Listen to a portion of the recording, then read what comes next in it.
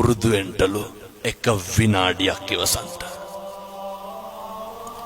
බන්ධනාගාර අධිකාරිවරයෙක් ලිපියක් ලියනවා. මරණ දඬුවමට උරුමකම් කියන හිරකාරයෝ 100ක් කරගෙන අහන්නේ හේතුව විදිහට මොකක්ද කියන්නේ? මහත්තයෝ එක විනාඩියක් ඉවසපු නැති එක. එක විනාඩියක් ඉවසුවා නම් මොකද වෙන්නේ? පිහියෙන් අනීද? වෙඩි තියයිද? බෙල්ල කපයිද? නැහැ. අම්මේ තාත්තේ පුරුදු වෙන්න. මේකක්වත් අපිට ඕන විදිහට වෙන්නේ නැහැ. බුදුවරු කොහොමද පැහැදිලි කරේ? අචින්තිතම්පි භවති චින්තිතම්පි විනස්සති.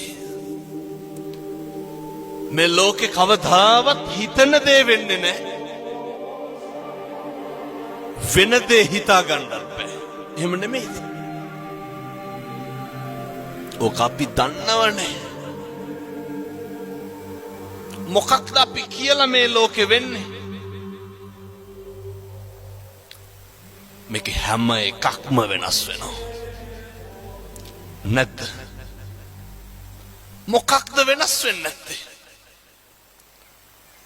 දරුවෝ වෙනස් වෙනවා. කියනවා නේද? බැඳ ගමන් පවුල් දෙදරනවා කියලා. ඒක මේකේ හැටි. මේ ලෝකේ හැම එකක්ම වෙනස් වෙනවා නම් අපි නඩත්තු කරන අපේ ළඟම තියෙන වස්තුව මොකක්ද? අපේ ඇඟ, අපේ ශරීරය නේ. මේ කෙස් ටික වෙනස් වෙන්නේ නැද්ද? මම මේ කියන්නේ බාහිරයේ පැත්තකින් තියලා අපිට ඕන විදිහට ඕක තියාගන්න පුළුවන්. කවුද අර ඇමරිකාවේ පොප් ගායකයා අවුරුදු 100කට විතර වැඩියෙන් ඉන්න හිටියේ? Michael Jackson. මොනවාද ජැක්සන්ට තිබ්බ අඩුපාඩු? අපිට දැන් මොකක් හරි වුණොත් හික් අඩුවට උපරිම යන්න තියෙන. අය මොකෝ දැන් නව ලෝකෙට යන්නේ. ඔය තියෙන එක දාගෙන යනවා.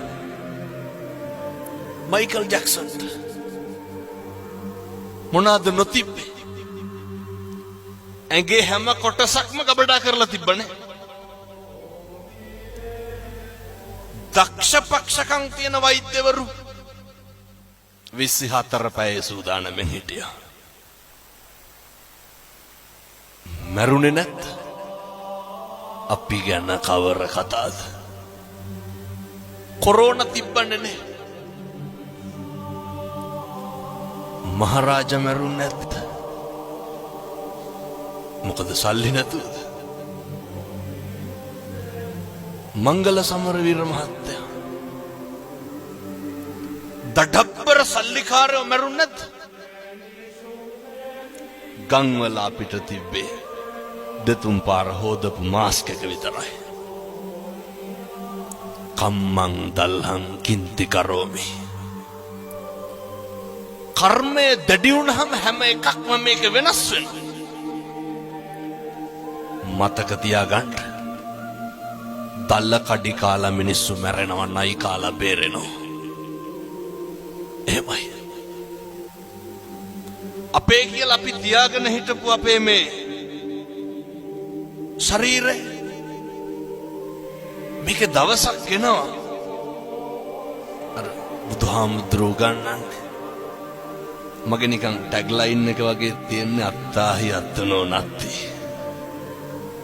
හරි සනාතනයි. අපේ අතින් අපිට වතුර ටිකක් බොන්න බැරි දවසක් එනවා. එහෙම නෙමෙයිද? මොනවාද වෙනස් වෙන්නේ නැත්තේ? දරුවෝ වෙනස් වෙනවා. බිරිඳ වෙනස් වෙනවා. පෙම්වතා වෙනස් වෙනවා. බාහිර ලෝකයේ කවර කතාද? මමත් වෙනස් වෙනකොට ඒ හින්දා කිසිම දෙයක් ගැන අධිතක්සේරුවෙන් ඉන්න එපා. අතීතං නානු සෝචන්ති නප්පචප්පන්ති නාගතං පච්චුප්පන්නේන යාපෙන්ති බුදුරු දේශනා කරේ. අතීතය ගැන හිතලා දුක් වෙන්න එපා. අතීතේ හිරකාරයෙක් වෙන්න නරකයි. ඔය මේ පින්නතුන්ගේ නැද්ද ජීවිතේ අතීතයට ගියොත් නිවැරදි කරන්න මොකක් හරි. සමහර පින්නතුන් කියනවා නේද ඔය දැන් නම් හාමුදුරනේ කරන්න දෙයක් නැතිකමට ඉන්නේ කියලා. දරුවෝ හින්දා ඉන්නේ කියලා කියන්නේ අම්මලා සේරම ඔළුව වනනවා. ඒක ඇත්ත. අප්පිරිය වෙලා ඇති. තිත්ත වෙලා ඇති. හැබැයි කම්පානම් වෙන්න එපා. මම කිව්වේ නෑ රුපියල් 100ක්වත් වියදම් වෙන පින්කමක් හොඳේ. අතීතේ තියාගමු. දැන් අර වාහනේ සයිඩ් කණ්ණාඩියෙන් මොකද කරන්නේ? ඒක බලාගෙන ඉස්සරහටද යන්නේ පස්සටද යන්නේ? ඉස්සරහ බැලන්ස් කරන්නේ මොකෙන්? සයිඩ් කණ්ණාඩිය බලලා තමයි ඉස්සර කරන්නේ. අතීතේ බලමු වැරදි හදාගන්න. දැන් මේ මේසේ තියනවා මෙතන. ඇන ටිකක් අරගෙන ගහගෙන යනවා. මට ඕනේ මේ මේසෙට ඇන ගහන කඩතුළු කරන එක. ඇන ගහනකොට මොකද වෙන්නේ? කඩතුළු වෙනවා. කඩතුළු නවත්තන්න ඕනේ. කඩතුළු නවත්තන්න නම් මොකද කරන්නේ? ඇන ගහන එක නවත්තන්න ඕනේ. එහෙමයි කියලා කඩතුළු මකන්න පුළුවන්? බෑ. කර්මෙ පුච්චන්න බෑ. ගෙවන්න ඕනේ. හැබැයි තවත් කර්ම රැස් කරොත් ඒක වැඩි වෙනවා. මේක අද නවත්තගමු. අතීතය ගැන නම් කම්පා වෙන්න ශෝක කරන්න එපා.